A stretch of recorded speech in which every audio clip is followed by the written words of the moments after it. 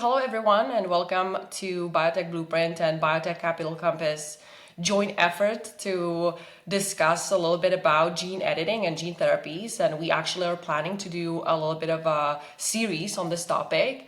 I'm joined today by Hartaj Singh, the force behind Biotech Capital Compass. Welcome. And Thank you, thank you Katrina. also. Yeah, and thank you Yeah, no, also. no, thank you so much. I really appreciate you thinking of this idea and wanting to collaborate. I'm really excited to join and looking forward to our conversation. Yeah. I always wanted to do this, but I think you were actually the person who, kind of made it happen and pushed me to do it. So thank you.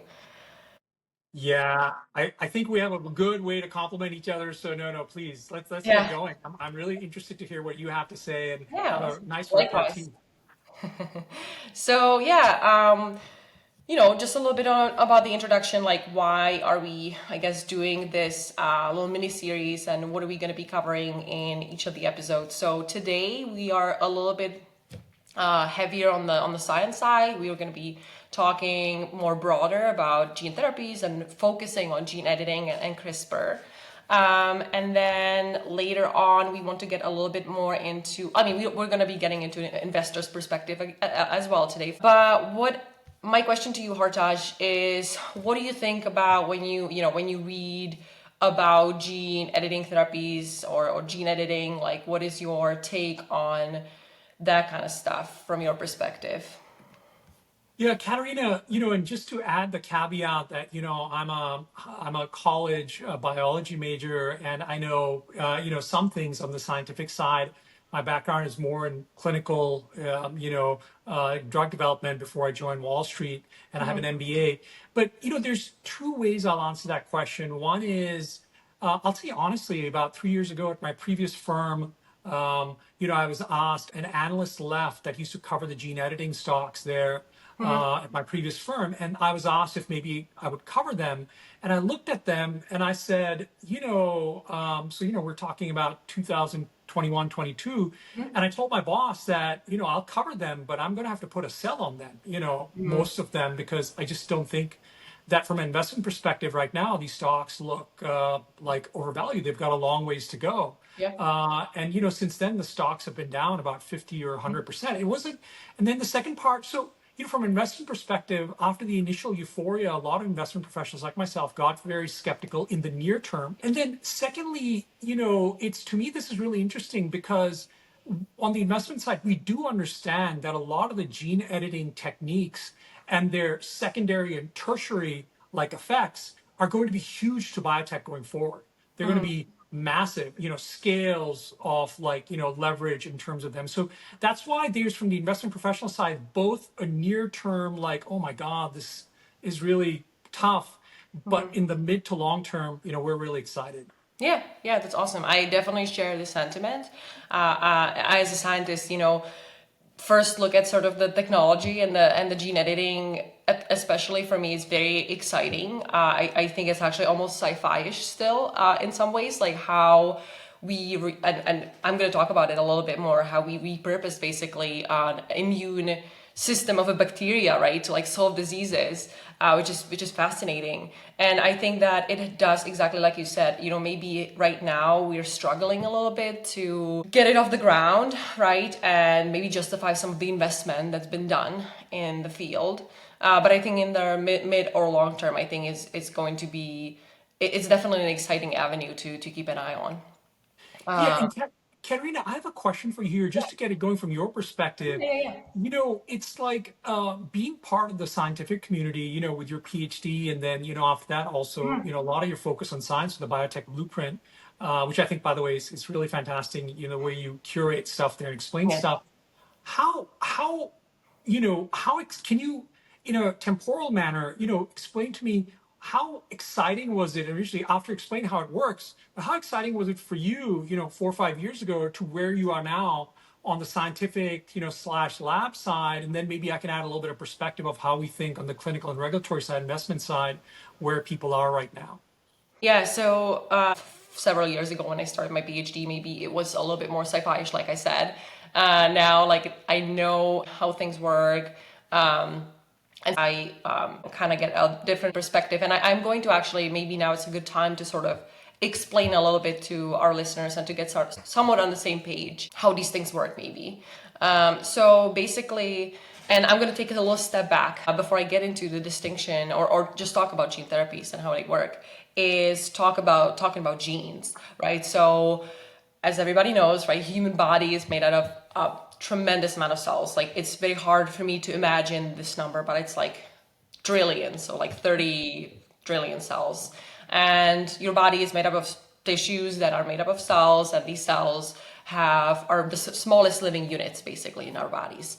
And we have, so these cells have, organelles, and one of the more important, it's like little organs. One of the more important ones is a nucleus that contains DNA, right?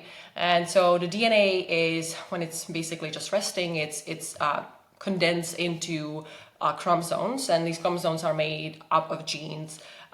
Before the Human Genome Project, we kind of sequenced other animals and other organisms, and we thought that maybe humans would have like somewhere around 100,000 genes was the estimate. It actually is much lower. It's about 30,000 genes.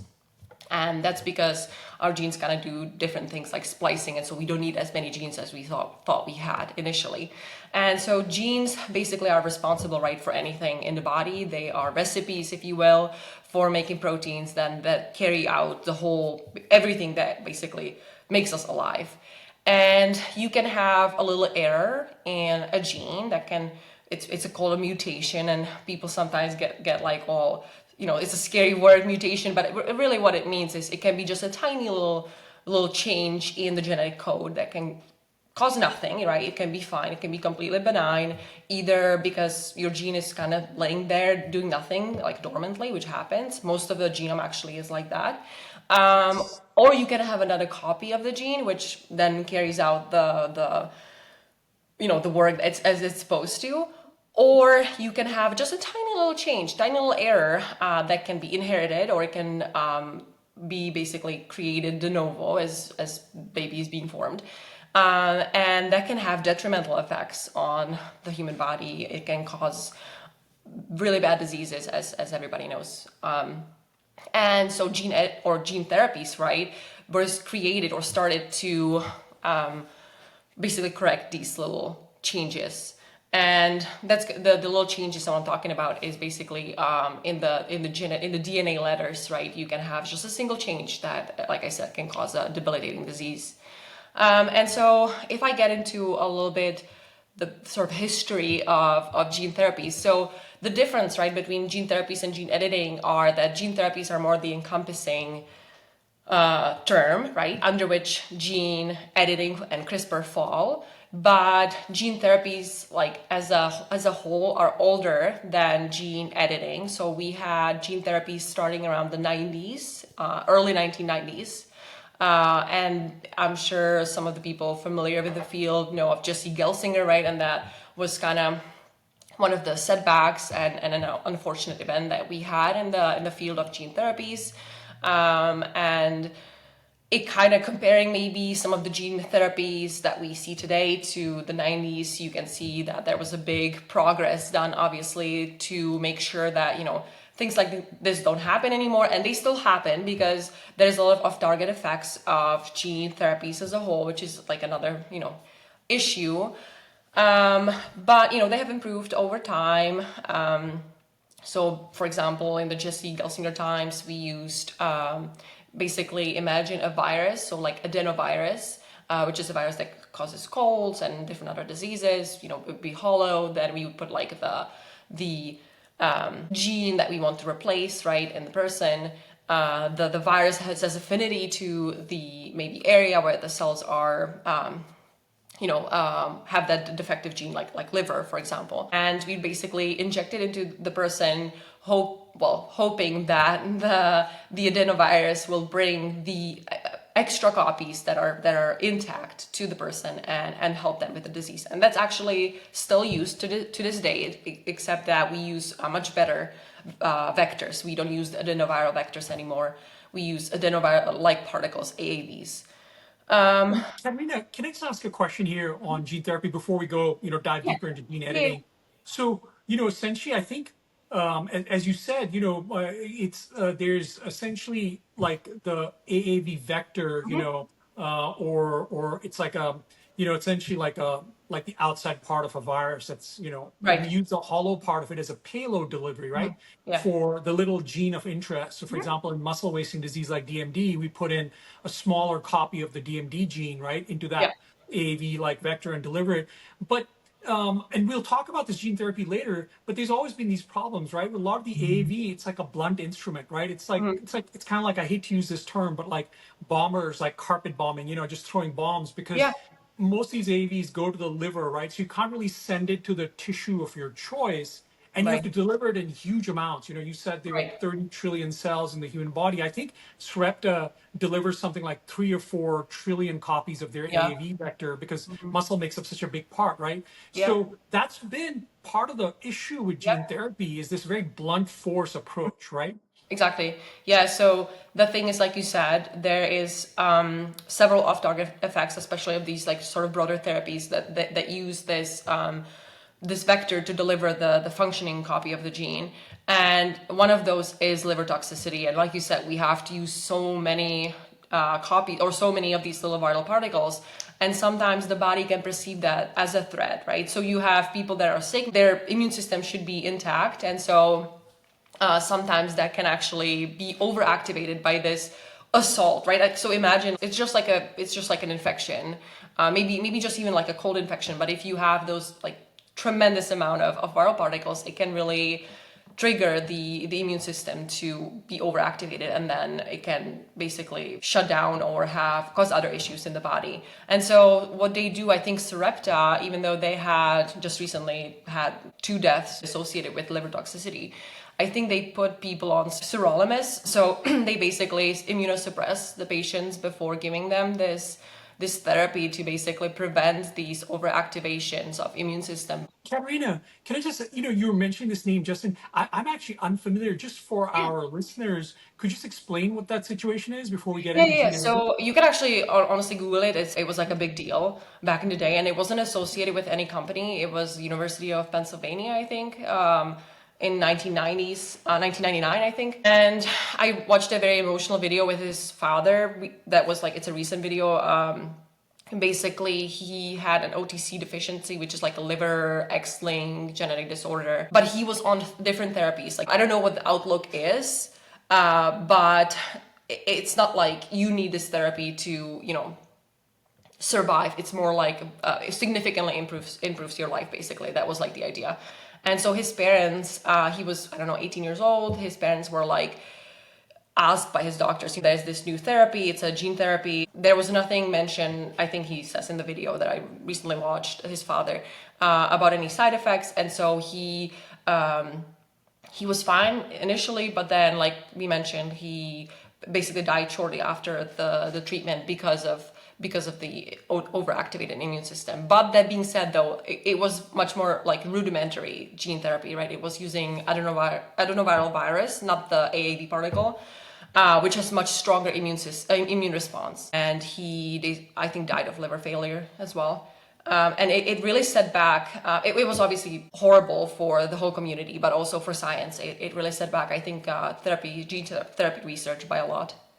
Yeah, it's great. I actually remember that. I mean, like I said, I was working that time in clinical drug development in the 90s. I didn't understand exactly what had happened, but you're right. It really struck a chord in the Yeah. biopharma community, commercial also. And I guess, going to gene editing, when we talk about, for example, a CRISPR or others, I've seen companies with talons, with, Yeah. other types of approaches. I guess the CRISPR approach and others like it, gene editing, it's much more like I hate to use this term because maybe it's just I Precise. grew up in a military family, like a laser guided strike, right? I mean, it's much Yeah. more targeted, right? Because you're using that RNA to come in. So you give a lot less off it, right? Off the drug. So maybe if you can just explain Yeah. how is it so targeted versus like gene therapy? Right. Yeah. So as we mentioned, right, the gene therapy in general, right, like because gene editing is also a type of gene therapy, but gene therapy in general is much more sort of broad, right? But in around 2000, so very shortly after we started with these gene therapies, or not we, but scientists came up with molecular scissors, right? So like something that can basically, you can give it to a cell and it can cut the DNA in an area that you want, right? So that would be like ideal. Instead of just hoping that gene therapies like we know them that we discussed still have a space today, I think, in today's biotech landscape and in therapies. But CRISPR is maybe the technology of the future. And so the real pivotal moment that for gene therapies and gene editing came in around 2012. And this is when two scientists, they got the Nobel Prize, but it was a much bigger concerted effort. Jennifer Doudna from, I think, UC Berkeley, but don't quote me on that, and Emmanuel Charpentier from France. They were the two scientists who really discovered how to repurpose the CRISPR-Cas9 system, again, like I mentioned in the beginning, from bacteria as a gene editing tool. And it's really fascinating. So bacteria, right, which is something, as you kind of asked me early on in my PhD, like I didn't really know about this too much, but actually bacteria also are attacked by viruses, just like we are. And these viruses are called bacteriophages. And they really kind of look scary if you look them up. They have like this body and then long neck and these like legs that attach to the bacterium, and then they inject their DNA into the bacteria and want to kind of hijack and infect the bacterium. And so there's this system, it's called Cas9. I think it's called CRISPR-associated enzyme 9, that basically acts like molecular scissors and that cuts up the viral DNA in specific spots and makes sure that the viral DNA is essentially eliminated from the bacterial cell. And so these ladies, and so we knew about this for forever, but these two ladies, and they got a Nobel Prize for this in 2020, they basically they said like, okay, if we take these molecular scissors, if you will, and attach them to like a guide RNA that can guide you to a specifically precise spot in the genome, then we can use it to like do really cool things. And of course, there have been, some controversies in the beginning, like people using it in China to like do designer babies, and there actually have been people born that are like modified by CRISPR. So like there's been this also ethical side of it that the Western world has put rules on so that it's not misused. But for the purpose of therapies, I think it's very, very powerful system, and it's only improving, I think. And so since early 2020s, we've been seeing a lot more of these therapies coming. And in 2023, as you know, there's the first ever CRISPR-based medicine approved by the FDA, which is Casgevy by Vertex Pharmaceuticals and CRISPR Therapeutics. Vertex just shared, it was in my TWIB, This Week in Biotech number 60. They just published like an update on Casgevy, but more of a long-term update. And they basically showed that, it's very, very effective in people with sickle cell disease, with transfusion-resistant beta thalassemia. And it significantly improves people's lives that have this debilitating disease. And that one is actually a little bit more like CRISPR editing 1.0, because it actually takes cells outside of the body and edits them outside of the human body to sort of minimize some of the off-target effects, even though I will venture to say that we're pretty good or almost on the verge of like making sure that CRISPR is very, very, very targeted with almost no off-target effects. But this made sure that none of the off-target effects can occur. And then basically the edited cells, the fetal hemoglobin cells are infused back into the person. And yeah, they published, I have it right here in front of me, it's a follow-up extending almost beyond 6 years. And all these patients are free of painful vaso-occlusive crises and transfusion dependence. So I think that's pretty cool. It's interesting, Katerina, that you bring up that example. I think it's a great example. I actually covered Vertex at my previous firm, and think greatly of them. I think Casgevy is a fantastic product. I remember going to American Hematology Association 3 years ago at San Diego, maybe 2 years ago, and there was a kind of like an informal session where Vertex people presented like in-depth data, like quality of life data and other, not just like the hard, like, clinical trials data. The data was phenomenal. But I will say this again, putting my investment professional hat on, Casgevy, I think, is also maybe, somebody will write a business school case study on this in the future, is a great example of both the pros and the cons, from an investment professional's perspective of like gene editing. And what I mean by that is, great product approved. It has made a tremendous difference in patients' lives. But it has some limitations, as you said, CRISPR 1.0. It is ex vivo, right? It's the editing is done outside and then given back to patients. The patient's actual disease cells have to be ablated using very heavy duty busulfan chemotherapy. So really, only 1/5 of the total, or less of the patients in sickle cell disease or beta thalassemia that could qualify this actually can get it, because 70-80% of the patients cannot tolerate that heavy duty busulfan conditioning. Now, Vertex is dedicated, and CRISPR, I think, to coming up with maybe an antibody based approach to Okay. doing away with these cells and then reinfusing, as you said. The other part that was actually, also disappointing originally with gene editing was that, CRISPR Therapeutics, the company, did some fantastic work and really yeoman's work in getting the drug, past phase 2, but they really needed that help and the capital wherewithal and the regulatory critical expertise of a big partner like Vertex, and had to give away a lot of the economics of Casgevy in order to get that partnership. They did get a lot of money up front, but Vertex is going to accrue a lot of the economic benefits.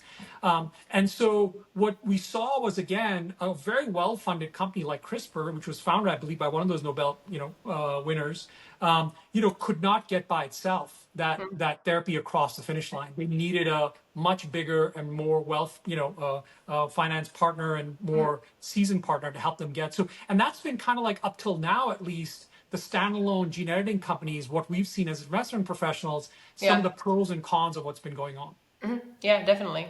And another thing is like it's extremely expensive, which makes kind of sense, right? Like we talk a bit about the amount of money that it's been poured into this field, amount of money that it takes to make these drugs, the amount of failed attempts, I'm sure, on the way. But and I think it is covered by insurance, but it's definitely extremely expensive. And I didn't know about the fact that only 1 in 5 people can actually qualify. So but it is like a 1.0, right? We now have, since 2023, which is not even that long ago, we've seen a lot more moving into in vivo, perhaps improving some of the technology and the ways that these therapies are delivered as well, to not just make sure that there's less of target effects, but also that they're more efficient. And yeah. Yeah, Katerina, I mean, you make a great point. And again,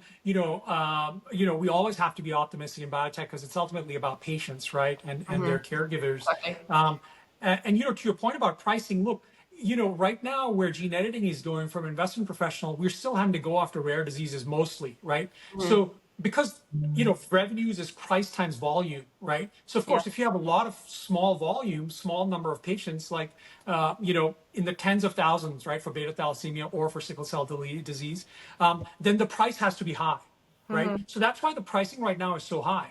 But once gene editing goes towards diseases that has like hundreds of thousands or potentially even millions of patients, right? I'm not saying that's anytime soon, but in the next, 5, 10, 15 years, you're going to see prices come down rapidly. And it's just, look, the Model T Ford, originally, automobile was extremely expensive for its time. But as they sold more of them, it became, cheaper. Yeah. So I think gene editing and manufacturing and pricing, will fall to the same laws of economics, which is that as we can, get it to more patients, diseases, you're going to see prices come down. Absolutely. Yeah. Yeah.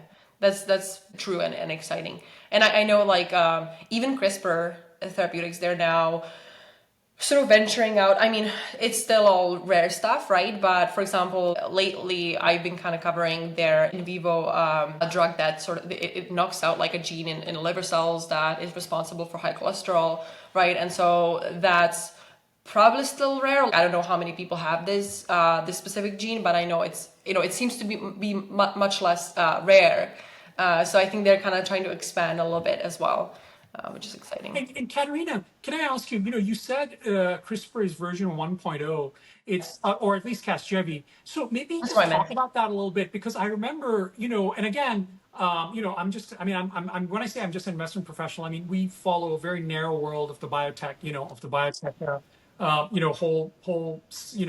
range of biotech, out there. And I guess, I remember 5 years ago when I was looking at it as an analyst, right? There was always this off-target effect. As you said, it started in 2012. This is kind of like this revolution. It was probably occurring a little bit before that, bubbling before that. But it seems like version 1.0, as there were these off-target effects, which is a scientific, concern, for the first 5, 10 years of this technology. If you can kind of explain that and what the companies are Yeah. doing that makes it, less of these so-called off-target effects. That's a great question. So I'll start just a little bit with like the 1.0 and 2.0 and what we're, doing, and then how that is inevitably preventing some of the off-target effects.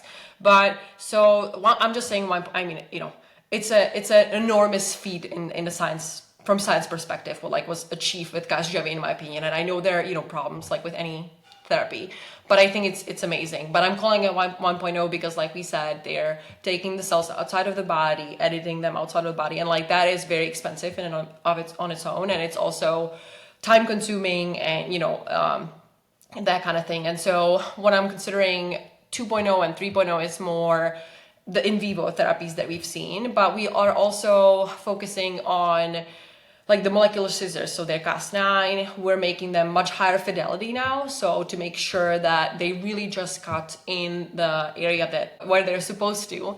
But we also have other Cases, so we have Cas12 now, Cas13, and they all have their own sort of functions that make them much more, again, higher fidelity, and also more reliable, and maybe making sure that they're less and less off target. We also have something called base editing. So basically, that's very exciting to me, at least, because it's slightly different. It's still CRISPR, because you still have that guide RNA that guides the scissors to their area in the genome, but instead of actually cutting the DNA, which can be sometimes a little scary, right? Like, and people perceive it as scary, right? Like, if you don't have to cut the gene, it's better, definitely. And so the base editing, and there's some companies that are exploring that quite heavily, is where you actually don't cut, you just like flip one. So basically, if you can think about it that way, DNA, right, is made up of nucleotides, which are like the letters A, T's, G's, and C's. And basically, instead of cutting and like doing the double-stranded DNA cut, you can just take out that base, like the A, T, C, or G, and replace it with, because some diseases, actually, that's all it takes to have this disease, and just replace it. And so you don't have to do this cutting, you just replace the letters. And that's really cool and exciting, I think, in my opinion, and definitely 2.0 or 3.0 or more. And it also, minimizes that off-target effect for sure. And Karina, just so I'm clear in my mind, and again, it's basic, college bio, BA, not even a Bachelor of Science, actually. I think I got a Bachelor of Arts in biology. I'm very proud of that. And you know the difference, right, between the BSc and the BA. Right? There's a big difference. But here's the thing. Would this be an analogy that's somewhat useful? It's like a chain link fence, right? And one of the links in the chain is defective, and you're using that chain link fence as a template to manufacture other chain link fences. And so once it starts manufacturing, you have the defective one of the links, and that is defective. And so that defectiveness gets propagated. Exactly. You can cut it, but then remove that link, but then the chain is a little bit shorter. It might not fit perfectly with what you want, et cetera. It might have some other problems might arise. Whereas what you're saying with base editing, you just take that defective link out and put in the correct link. Right. So yes, they do cut them, right? And if you have like a really defective gene, they do actually cut it out, and then they like you have the DNA cut out, they kind of anneal, right? But actually, what also has been going on, so you will have three parts of the whole CRISPR thing. You have the guide RNA, the Cas9 scissors, and then another copy of the gene that's like inputted in, so that you don't have what you just mentioned, like the sort of missing piece of DNA, right? So they would put in the copy that you want, basically. And exactly like you said, now the base editing is you don't have to actually cut, right? You basically replace it with the functioning letter that will make the gene and then the proteins functioning. And that's, I think, really cool. Honestly, I use the chain link fence, and it's almost a shame Yeah, because that's it simplifies it too much. Because now, when I actually have vetted companies that are doing this, when you actually look at the science, the technology, the technical hurdles, the manufacturing, that go into this, at the genetic level, it's literally like it's rocket science for biotechnology, right, Katarina? I yeah, mean, this is literally yeah, rock. We're at the frontiers of yeah. what humanity can do when we're down at the genetic level, making these changes, right? Yeah, and that's what I was kind of, saying like sci-fi-ish. Like obviously it's not like the same, but it kind of feels like it sometimes, right? Like it's like I'm in awe of what science can do today and what we also know what we can do, but we're still getting there, kind of, right? And that's really really cool and exciting. And so just like I said, base editing. There's also prime editing. There's also epigenetic editing. So you have genes are not just there alone, they have these like chemical epigenes that basically will make sure that like a gene, maybe gene is activated or not, and so you can again edit those. So there's a lot of things that are happening that are moving the science forward and also making sure that there's less off-target effects. Yeah.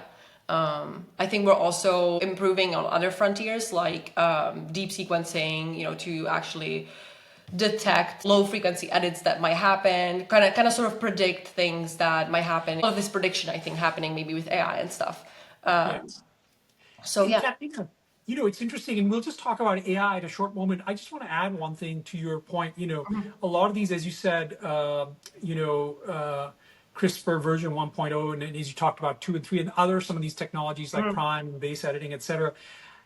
For us as an investment professional, we usually vet these companies when they are, usually beyond animal data and, have what's called an IND, investigation new drug application, in front of the FDA, Right. or, at least in today's biotech investing world, I mean, investors want companies that are in the clinical domain, meaning in humans. You go from petri dish to animals to Right. humans, right? In vitro to in vivo to, then human beings.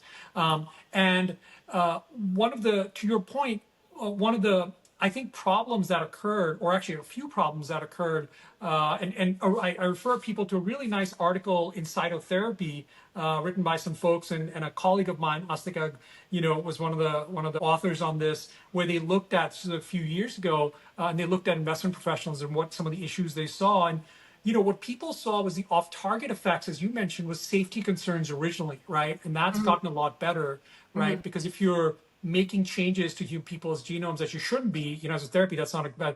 But there've been other problems that have led to this real slowdown in bringing products to the market. One is, clinical to manufacturing scale up. A lot of the initial work was done in the lab, small batches made for human beings, and they really struggled, a lot of these companies, in getting it from clinical to commercial grade manufacturing, which the FDA wants to see before they approve drugs. The other thing was there was a lot, so there were manufacturing and scale up challenges, which we saw as analysts that really slowed things down. And that's probably another reason why CRISPR had to bring in like a big partner like Vertex to help with that. We also saw problems with clinical development complexity. A lot of these rare diseases don't have like validated endpoints, and so that took a long time. Clinical design complexity took like, many years to solve, and it's still an ongoing problem, but the FDA and EMA is getting better. And then lastly, I heard as an analyst that the FDA and EMA, 4 or 5 years ago, were really struggling with a lot of these assays, a lot of the basic blocking and tackling that goes into them being able to verify if a drug is appropriate for human beings. And they have to do it within certain legal guidelines that are good manufacturing practice, good clinical practice, et cetera. And so, that really slowed things down. I think those challenges are less now, but hopefully version 2.0, 3.0 of these technologies will make it better. But that's just, from your perspective, from the downstream on the clinical and commercial side, there've been a lot of issues that are slowly being solved. But I don't know if we're necessarily right there right now. Yeah, But no, I definitely agree. I think there's a long ways to go. I'm just all I'm saying is that I find it really cool and exciting, but I do see the issues for sure.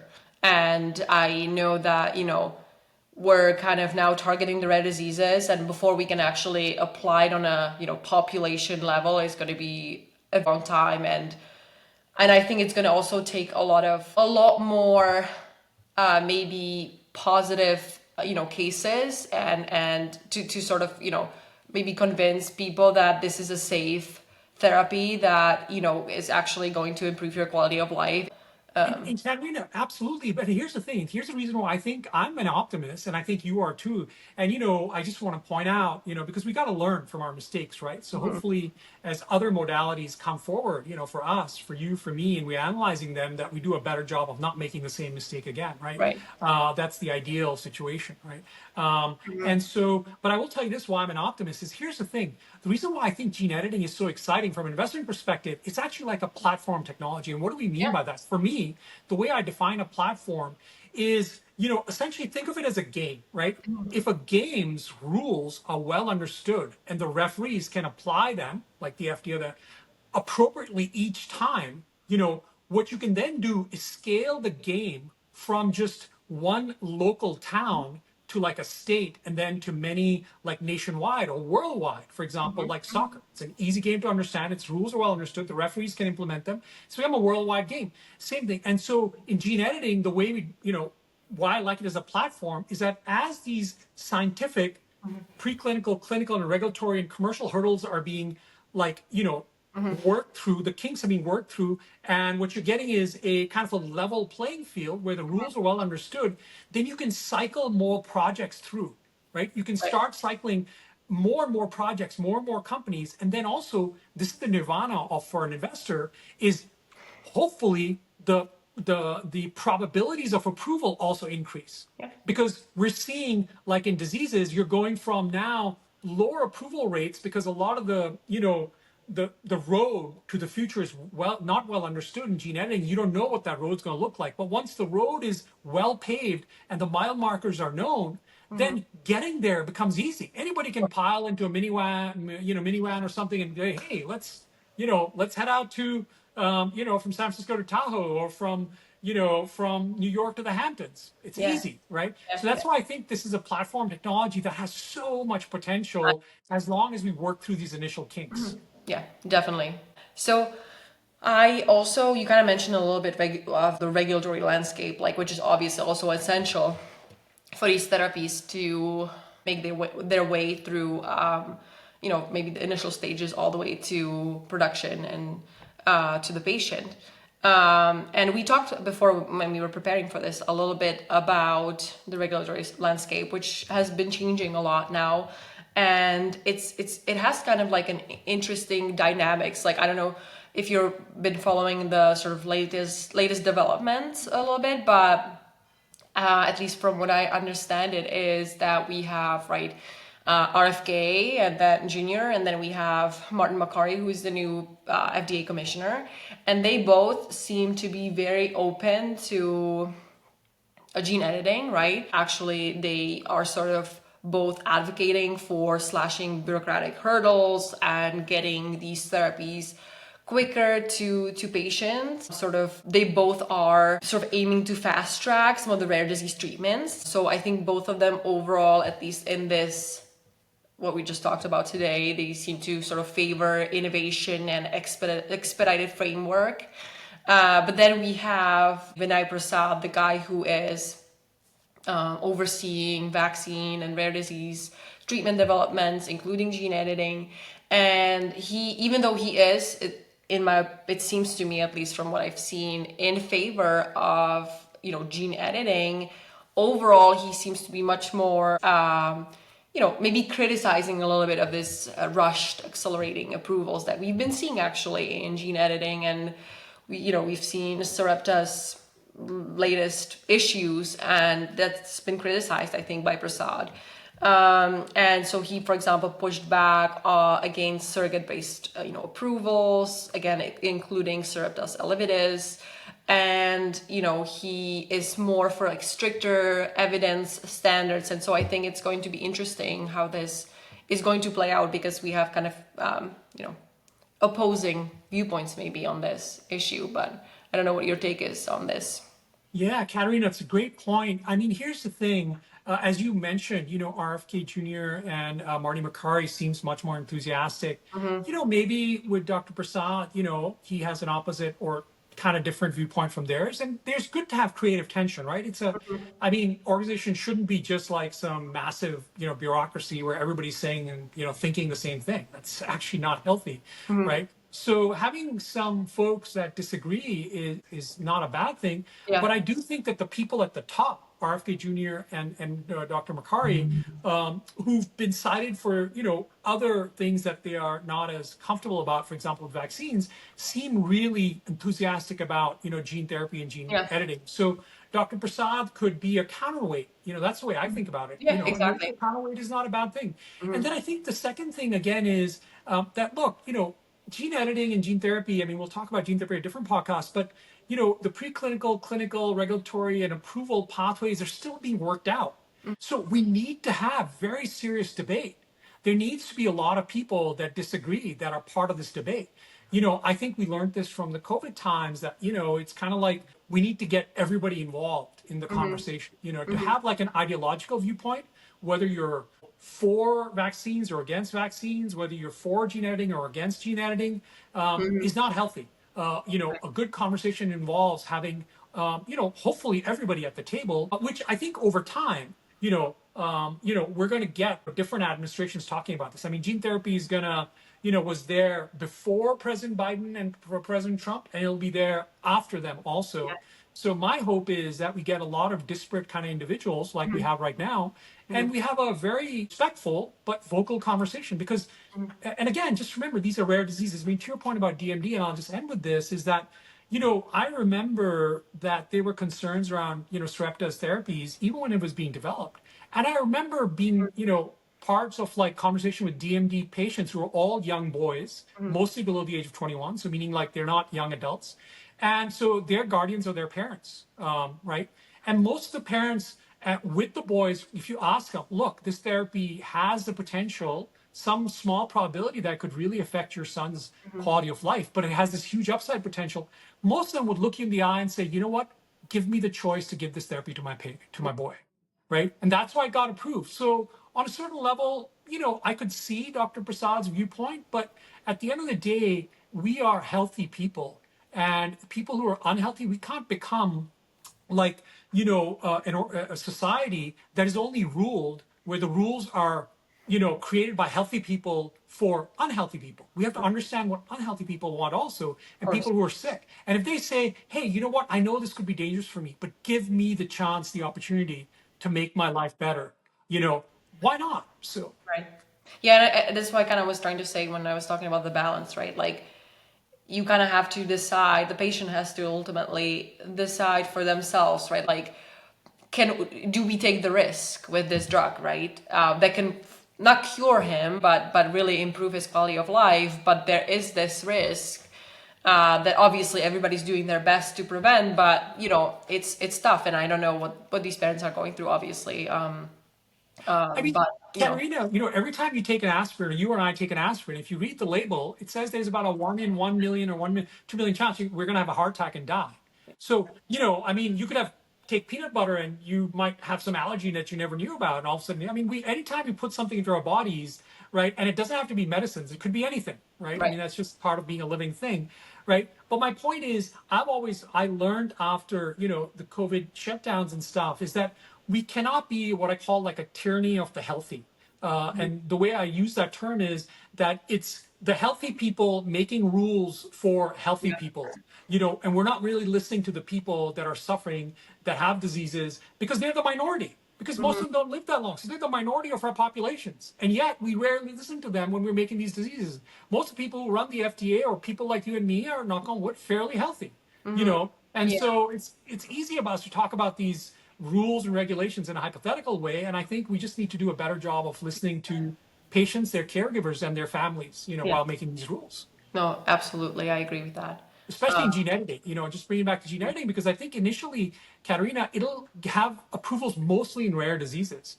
So, in diseases where just like, where it'll be hundreds or a few thousands of patients. And we're going to have to, and this is what I like about what Dr., hopefully Dr. Marty Makari is saying, is he's like acknowledging that we need to move gene therapies along quicker and have trials that are designed with these smaller patient populations in Yeah. mind and take some risks on approval. And hopefully he'll convince Dr. Prasad that it's the risk benefit is such that it's a good position to take for the regulator. And so, Katerina, I have a couple of questions for you, if you don't mind. I mean, I guess for me, what I would say is, you are, of course, you write a newsletter, as do I, and let's just say hypothetically, you one day decide to join a very well-funded, biotech focused on gene editing. Because you get an offer you can't refuse or something like that. I hope not, because I have a good time. We have a good time partnering on these conversations, but I don't want to be selfish. But let's just say, so hypothetically, you get this gene editing as a person who's joining this company, as a scientist who's joining this company, who will be tasked with bringing a drug, from scientific rationale through translational data into the clinic.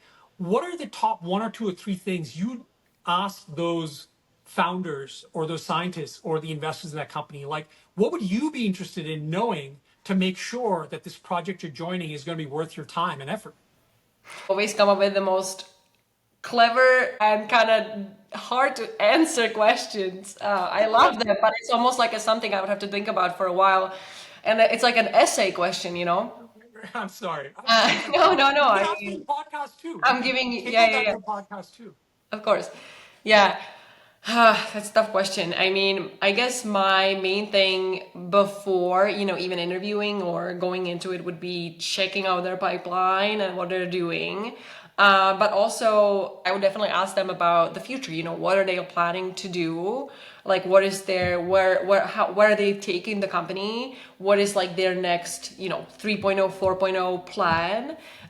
If they're, you know, planning on going into or planning to maybe teaming up with a company that's doing more of the advanced stuff maybe would be nice. Like I said, I mentioned it before, I'm a big fan of the base editing kind of thing, prime editing. So I would definitely, I guess, if I was to join a company that does this, I would definitely look into sort of the longer term potential, and I would probably join on the more of a science side, right? I don't personally want to do the science, but somewhere like maybe an advisory kind of thing. So I would definitely want to know what they're doing and what they're planning on doing. Also, what By the depends on the way, size of the company, like what they've done, right? How successful they've been with what they're doing, how they're no, no, but these are there's great. millions of things. I'm sure I'm gonna think about this question later today and be like, oh, I should have said No, this no, and no. that. We can address it in a Yeah, podcast yeah, too, yeah. and that's why we're doing a series of podcasts, right? So let's Right, just. right, I right. There wanted to you just go. throw it out there, and I wanted to just because look, there's probably a lot of PhDs out there that are interviewing with these Yeah, companies, and hopefully when they see this podcast and you thinking through it, right? And there are different levels of thinking, going from top to the second layer, the third layer, fourth layer. In podcast two, we could address second and third layer, right? That's why these things we're doing like a series. Another question I would have is just in the challenges in the delivery systems, yeah, like, right, Katerina, like, how would you feel? Like, what would you like to know, around like delivery systems with what, yeah, companies today that are being funded are doing? yeah. So that's kind of what I was a little bit pointing to, like the next generation kind of CRISPR stuff, right? I think the delivery for gene therapies overall is like the greatest bottleneck, I think, from the science side. Like I said, the AAVs have limitations, cargo size. We're now doing some of the lipid nanoparticle work. Kind of like the lipid nanoparticles that I used in mRNA vaccines, to limit some of or to improve some of the delivery. But with gene editing, especially in vivo, you're not just trying to get a molecule in a cell. You need to deliver it in like a functioning editing system, right? And like I said, that includes the Cas enzyme, the guide RNA, and like potentially like a repair template. And there are some challenges with that, like for example Cas9, the molecule is large, and like there's all these little tissue targeting and immune responses that you have to consider. And so again, the main thing I guess I would be asking is, what's your future plan in terms of the technology, but also the delivery system that you're using? No, Katerina, that's fantastic. I mean, I'll tell you, like, if let's just say you and I were vetting a company together, a private company that was in the Mm-hmm. gene editing space, I would actually follow up your questions, to Mm-hmm. those entrepreneurs or those founders by asking, like, all right, do you actually have a good idea about who your target patient population is going to be? I'm not really that interested in, like, in hypotheticals. I really want to know, like, let's just say you're going after a rare disease that has, like, a few hundred patients in the United States and a few hundred patients or more than a few hundred patients in the EU. And then, of course, you got Japan and now the Middle East and other markets. Like, work me backwards from who these patients are. How are they treated? What kind of hospitals are they treated in? Right. And then work me backwards as to what is your plan like to be able to address these Yeah. populations, right? And Mm-hmm. what would your clinical development plan look like in the United States versus a Europe, or now like the UK, where even Australia, where people are going for like a faster initial Right. safety data, right? And then what would be your regulatory strategy, right? I mean, it's not just, I think that if you're a great entrepreneur and scientist and you've solved some great scientific challenges, that's great. That's what's gotten you to where you are now. We're going to give you money because we're paid to think about the future, right? And work backwards from there. So, and then also, yeah, I'll ask them, like, we've talked about the volume side. What about the pricing side? Have you thought about that, right? Society nowadays, with America spending, more than 20% of its GDP on healthcare, like, are you sensitized enough to the idea that maybe 5 or 8 years from now, Mm-hmm. if your drug gets approved, that it might have a $4 or $5 million per patient price tag on it, right? Mm-hmm. Like, how Right. do you think about that? I want to know how you think about it. I don't want you to tell me that there's, research on the internet. Anybody can get that. So I think that these are, important questions to be asking folks who are starting these Yeah. companies. And I hope that after the last 5, 10, 15 years of our working through the kinks, people Mm-hmm. would be, would have the wherewithal to be able to answer them. Yeah. And also I think we talked a little bit about like the investment side, right? Into, so there, tremendous amount of money has been put into these technologies. What is your take, maybe as like a final thought, before, as like a maybe a little sneak peek into the next episode that we will record? Um, you know, about sort of the investments that goes on in gene editing and yeah. Well, I will first and foremost answer the question by saying that you have to have the final, sneak peek, because, us investment professionals are notoriously hard bitten and hard edged, and we should not be ending this conversation. At least I should not. Well, it's always about the dream and the potential for the future. We're just paid to hopefully fund it, and fund it in a way that helps, the investors, and creates value for society. But I'll just say, and so I'll ask my own question to end it, and you can answer that. Nothing complicated or convoluted.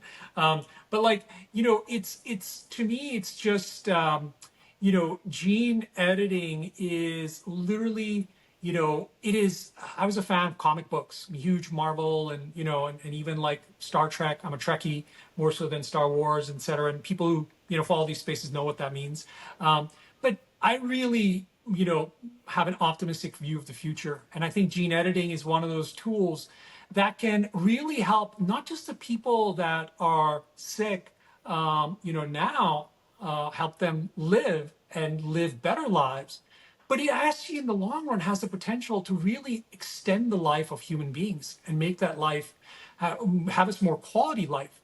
And why is that important? And the reason why I think that's important, just simple economics. In order for our wealth as a species to grow, we have to live longer. We have to live more efficiently and with greater quality of life. That will create more wealth, more wisdom, and it'll give us the ability to achieve things that, then, become easier.